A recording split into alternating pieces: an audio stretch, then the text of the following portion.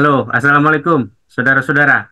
Perkembangan penanganan sertifikat laut di perairan Tangerang memasuki situasi yang baru ketika para menteri era Jokowi saling mengaku tidak tahu. Mulanya Menteri AHY yang dulu menjabat sebagai Menteri ATR mengatakan bahwa dia tidak tahu dan itu bukan di era dia gitu. Dia lantas mengungkap bahwa itu terjadi di tahun 2023 yang berarti itu adalah Menteri ATR waktu itu dijabat oleh Hadi Cahyanto. Namun ketika dikonfirmasikan ke Hadi Cahyanto, sama bahwa dia tidak tahu begitu. Dan tentu ini menimbulkan tanda tanya mengapa semua menteri menjadi tidak tahu. Kemudian maki masyarakat anti korupsi Indonesia waktu melaporkan ini ke KPK memastikan bahwa ini terjadi di tahun 2022 dan 2023 gitu dan ada tanda tangan menteri di situ. Nah, ini tentu menjadi sesuatu yang patut kita cermati gitu. Di sisi lain, kemudian sampai hari ini, meskipun nama Jokowi disebut-sebut, juga Jokowi yang biasanya talk aktif menanggapi apa saja untuk stay di radar media, kali ini juga tidak mengeluarkan statement apa-apa gitu ya. Nah, kita akan membahas fenomena menteri yang atau mantan menteri yang mengaku tidak tahu ini dengan Bung Halili Hasan, peneliti dan dosen politik dan yang juga pegiat asasi manusia. Apa kabar, Bung Halili? Kabar baik, Bung Ali. Bung, lucu sekali di Bung Baik. Menteri Jokowi pada saling lempar, pada saling bilang tidak tahu, Bung, gitu. Uh, Ya, iya, ini itu bagaimana masalahnya. kita membahas dulu ini bagaimana fenomena menteri atau mantan menteri yang mengaku tidak tahu apa yang sudah dikerjakannya di masa lalu ini, Bung. Ini kayaknya niru presidennya waktu itu. Kan pernah rame itu kan, saya menandatangani tapi saya nggak baca gitu. Jadi presidennya waktu itu menandatangani sesuatu yang dia sendiri tidak baca, itu kan rame di publik gitu. Tampaknya begitu juga. Jadi kalau Hadi Cahyanto bilang saya tidak tahu, padahal itu kan keluar di periode dia kalau kalau di tahun itu kan. Sehingga ini agak aneh dan saya kira menjadi relevan bukan kita selama ini bahwa ya ujung dari semua hal ini adalah Joko Widodo. Masalahnya seperti yang tadi Bung Ali bilang, Jokowi ini kan selama ini semua hal dia bincang, semua hal dia komentari gitu. Dia terus bergentayangan di media gitu, terus apa namanya, dia menganggap dirinya relevan sebagai presiden ketujuh kan, sehingga kemudian dianggap sebagai apa namanya, presiden bayangan gitu kan. Misalnya ketika dia melakukan kunjungan kerja ke mana, Banjarnegara gitu ya, kan kelihatan sekali kalau dia seperti presiden. Maka hari ini yang menarik kan akhirnya viral juga Bung di media, apa namanya, semacam meme gitu ya, yang kurang lebih isinya ketika dia jadi presiden nyusahin rakyat, ketika jadi rakyat biasa nyusahin presiden gitu. Dan gambarnya seseorang yang tanpa kepala gitu, hanya baju dan celana gitu dan sepatu. Tapi kalau kita lihat ininya secara umum ya, profilnya gitu ya, wah itu Jokowi gitu. Dan saya kira pada bagian ini kita mesti mengatakan bahwa skandal laut ini kan, pagar laut ini di laut Kabupaten Tangerang itu sebenarnya bisa dengan mudah ya clear gitu ya kalau Jokowi mau bersuara gitu ya. Karena saya kok sangat yakin bahwa fenomena AHY dan Hadi Cahyanto termasuk saya nggak tahu ini nular juga ya, menteri KKP yang kemarin sempat agak kenceng itu di rapat dengar pendapat dengan si siapa, DPR gitu ya kemarin, itu seperti dalam tanda petik bahwa tidak tahu gitu loh, ini siapa pemiliknya, dan itu mustahil gitu. Pemiliknya tuh bisa dengan gampang dilacak gitu ya.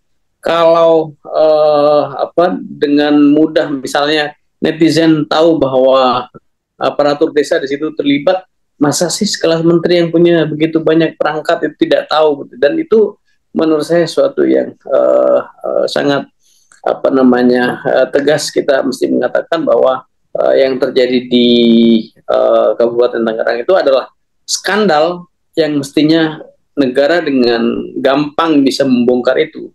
Masalahnya kemudian mau atau tidak. Dan sejauh ini saya melihat bahwa negara tampaknya tidak mau. Mereka bukan unable tapi unwilling gitu. Mereka tidak mau, bukan mereka tidak mampu untuk menjelaskan kepada publik, memberikan akuntabilitas tentang apa yang sungguhnya terjadi dengan skandal pagar laut itu. Begitu, Bung Ali? Ya, tentu kita masih ingat pidato Jokowi bahwa tidak ada visi menteri, yang ada adalah visi presiden. Maka jangan-jangan menteri ini mengaku tidak tahu untuk menunggu presiden sesungguhnya, atau menunggu mantan presidennya untuk bicara, karena toh ini semua adalah visi presiden gitu. Artinya ini, dengan kata lain, ini kemauan presiden loh. Mungkin seperti itu, Bung. Ya, kelihatan sekali sebenarnya. Bukan hanya di kasus ini. Sebelumnya kan di kasus Tom Lembong, itu kan juga sama, Bung. Dia kan sebenarnya melaksanakan perintah presiden gitu ya. Yang kemudian sialnya gitu ya, KPK, Kejaksaan Agung ya, itu menetapkan dia sebagai tersangka, dan kita pernah ulas itu sebelumnya. Jadi ujung dari semua kemelut ini adalah presiden gitu ya. Karena kalau kita cek misalnya PSN lah secara umum ya, kita pernah membahas secara sangat komprehensif mengenai PSN ini, dan PSN itu jelas merupakan kebijakan Presiden Jokowi gitu ya, dan menteri kemudian hanya menjadi semacam pengikut saja, follower saja dari semua hasrat ekonomi politik dari Presiden ke-7 kita, Joko Widodo. Begitu, Bung. Kalau dalam case Tom Lembong, dia bisa berakhir di dalam status dia sebagai tersangka. Apakah dalam case ini mungkin mantan Menteri ATR, siapapun dia, baik itu AHY maupun Hadi Cahyanto, ada kemungkinan nggak, Bung, mereka ini menjadi tersangka? Mengingat kasus ini kan sudah dilaporkan nih sama Maki ke KPK ini, Bung. Kecil kemungkinan menurut saya, Bung, karena sungguhnya selama ini kita persoalkan ya, bukan hanya di kasus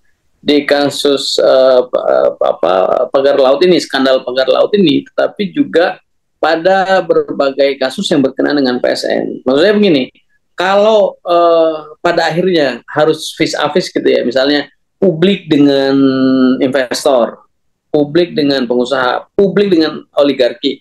Nah, oligarki yang dimenangkan, Bung. Misalnya PSN di beberapa tempat lah, yang sangat kelihatan sekali di Rempang, gitu ya. Nah, sekarang juga sama di PIK 2 ini kan.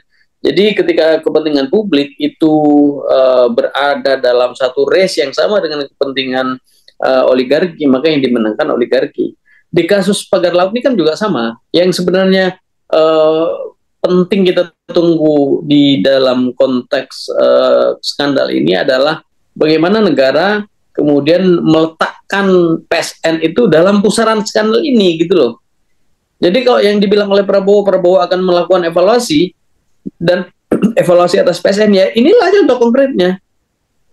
Kalau ini tidak juga dilakukan, berarti ya ini menambah sesuatu yang lain. Kalau tadi kita bilang kalau publik versus oligarki, negara akan berpihak pada oligarki. Nah sekarang hukum versus oligarki, berpihak pada siapa?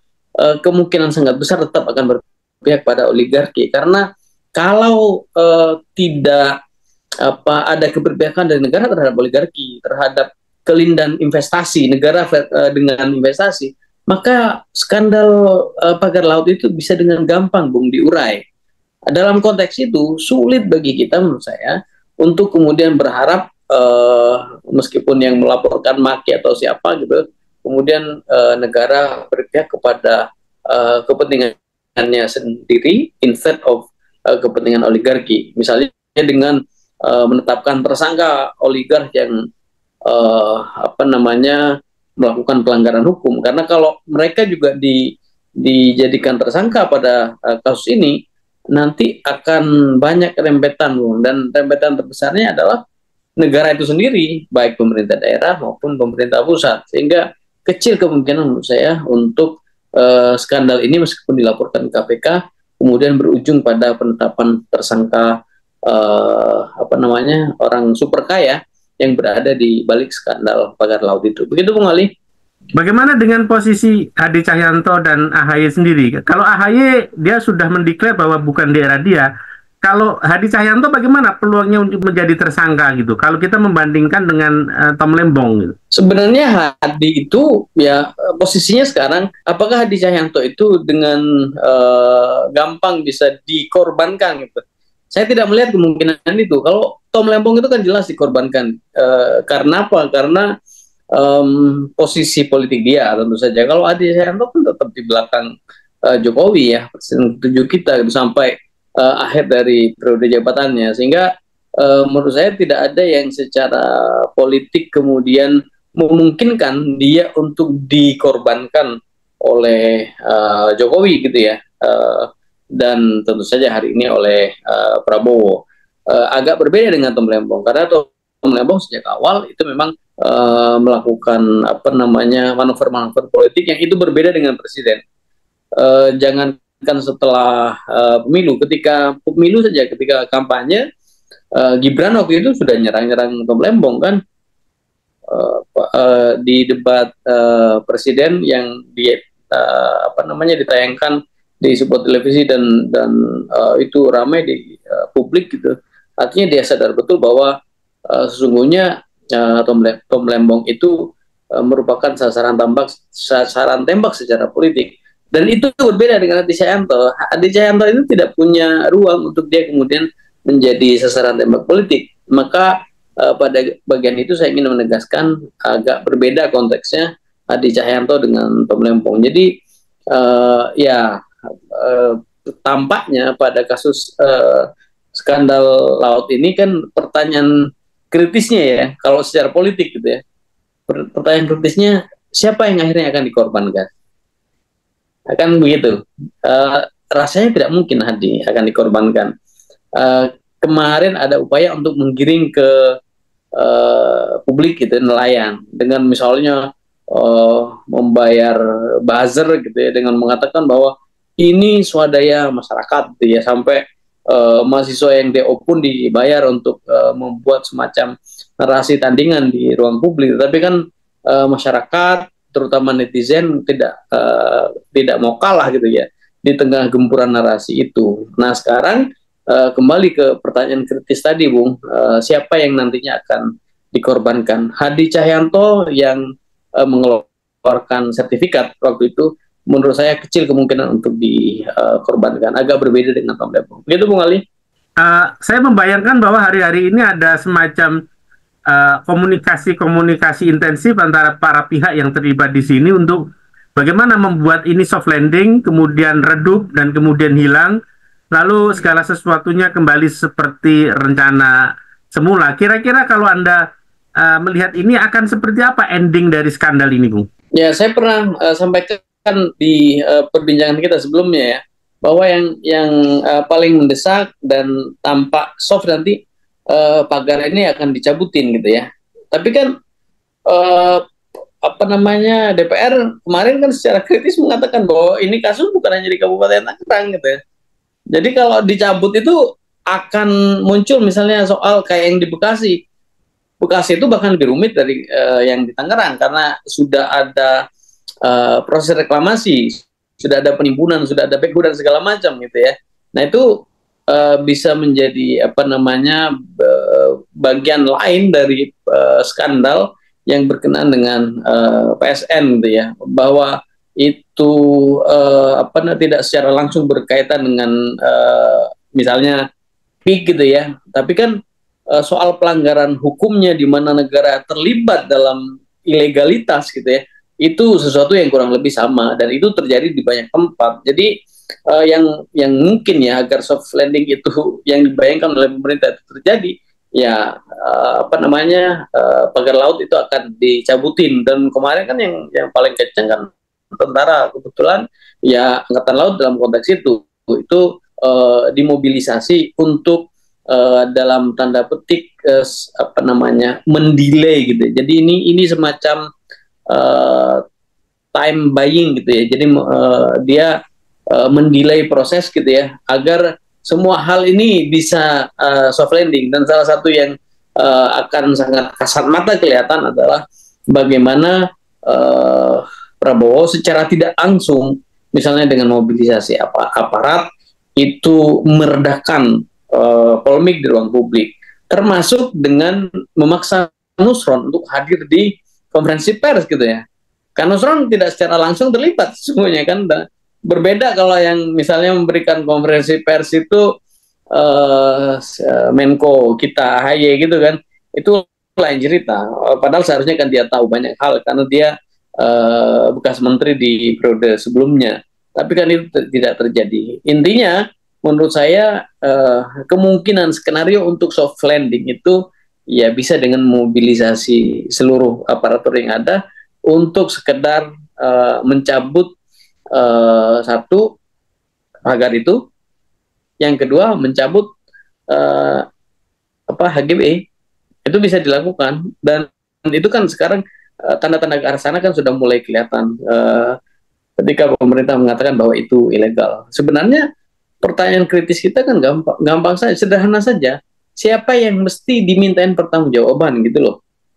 Ini kan balik ke salah satu asas dasar bahwa ketika terjadi pelanggaran hukum, permintaan maaf pun itu kan tidak menghapus pidana gitu. Kalau terjadi korupsi, pengembalian dana pun itu tidak menghapus korupsi gitu loh. Ketika terjadi proses mengeluarkan sertifikat dengan iming-iming dalam tanda petik atau keuntungan lah, dengan keuntungan ekonomi politik tertentu yang sudah didapat oleh pejabat yang mengeluarkan, maka ya itu tidak menghilangkan pidana, aspek pidana dari kebijakan yang korup dengan mengeluarkan sertifikat hak guna bangunan di atas laut Kabupaten Tangerang itu. Saya pikir akan begitu, Bung. Upaya untuk soft landingnya adalah mencabut pagar di satu sisi, di sisi yang lain mencabut sertifikat HGB, dan itu akan kemudian dianggap selesai. Dan mulai kelihatan kok di ruang publik itu hari-hari ini yang memuji-muji Prabowo gitu ya, hanya karena dia publik itu melihat angkatan laut kita itu sangat aktif gitu ya. Di sisi yang lain kemudian tampak ya Nusron itu berpihak kepada publik gitu ya, dan itu menurut saya satu permainan cantik ya, yang berusaha untuk meredakan polemik publik dalam hal ini. Tapi again, pertanyaan entengnya kan sebenarnya siapa yang mau diselamatkan dengan skenario soft landing ini? Kan itu yang tidak pernah dijawab oleh publik. Dan tentu saja saya dengan tegas akan mengatakan bahwa ini sebenarnya upaya untuk menyelamatkan rezim yang lama. Begitu, Bung. Tetapi publik, terutama kelompok-kelompok kritis, akan tetap mencatat ini sebagai sebuah skandal, dan tentu juga ini sebagai ujian konsistensi dari ucapan-ucapan Prabowo yang patriotik, yang sangat berpihak pada rakyat gitu. Bagaimana kemudian publik meminta pertanggungjawaban Prabowo dalam hal ini dalam konteks konsistensi dia di dalam memegang kata-katanya, Bung? Ya, Bung. Kalau skenario-nya soft landing seperti yang tadi saya bilang, mencabut bambu, kemudian mencabut sertifikat HGB, dan itu dibayangkan sebagai langkah yang akan memuluskan ini dari polemik di ruang publik. Menurut saya ini jalan yang potensial membuat harapan publik itu seperti layu sebelum berkembang, Bung. Nah, jadi perbincangan yang sifatnya bombastis itu selama ini itu ternyata pada kasus skandal pagar laut saja itu tidak bisa dibuktikan bahwa negara itu punya kemauan kuat untuk mengatasi masalah ini setuntas-tuntasnya. Harusnya kan, Bung, bukan hanya siapa menyelamatkan siapa gitu, bukan siapa kemudian mengorbankan siapa gitu. Bukan itu sebenarnya yang ditunggu publik itu sekarang adalah pagar laut itu punya siapa. Kalau pagar laut itu tidak ada pemiliknya seperti yang dikatakan oleh Menteri KKP kemarin di DPR, ya kelihatan sekali memang negara tidak punya kemauan untuk menyelesaikan persoalan pagar laut ini secara tuntas dengan akuntabilitas yang tinggi. Memang tidak mau. Satu itu, siapa pemilik apa namanya pagar laut itu? Siapa yang menyuruh, siapa yang mendanai, dan itu publik sudah menghitung kok, tidak mungkin itu dengan swadaya masyarakat. Yang kedua, siapa yang paling bertanggung jawab terhadap penerbitan HGB itu? Kan itu saja sebenarnya.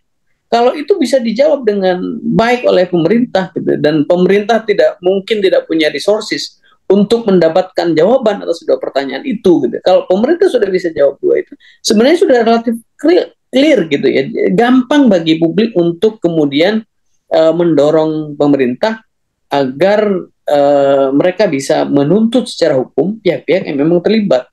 Pemilik yang itu secara ilegal melakukan tindakan yang melanggar hukum. Yang kedua, aparatur. Kalau itu misalnya apa namanya melibatkan orang BPN misalnya, ya nggak apa-apa kalau menurut saya ya, dibandingkan dengan apa namanya harus membuat skandal laut ini, skandal pagar laut ini menjadi berlarut-larut seperti ini gitu. Jadi kita tidak produktif gitu ya, dengan terus berbincang mengenai hal ini. Dan kalau presiden itu tidak sebenarnya tidak takut ya untuk mengungkap kasus ini, jadi saya menangkap ada ketakutan, ada kekhawatiran, ada kecemasan. Kalau pemerintah dalam hal ini presiden itu membongkar ini setuntas-tuntasnya, saya kok apa namanya membayangkan bahwa Prabowo itu akan cemas pada dua kemungkinan. Pertama, rezim lama, gitu ya, Jokowi dalam konteks ini. Yang kedua, oligarki, yang mereka sangat apa namanya, sangat ditunggu ya kontribusinya untuk berbagai program yang sifatnya populis, yang mulai dari soal makan bergizi gratis sampai soal pengadaan 3 juta rumah untuk warga miskin. Itu sesuatu yang tidak mungkin tanpa apa namanya kontribusi dari para orang super kaya, dan itulah tampaknya yang kemudian membuat Prabowo ini seperti gamang, seperti kikuk, seperti kemudian tidak bisa gitu ya membuktikan apa yang secara bombastik selama ini dia coba hadirkan di dalam pidato-pidato dia di depan publik. Begitu Bung Ali. Oke Bung, terima kasih. Saudara-saudara ikuti terus perbincangan kami di channel Politika 19, kritis mencerdaskan. Assalamualaikum warahmatullahi wabarakatuh.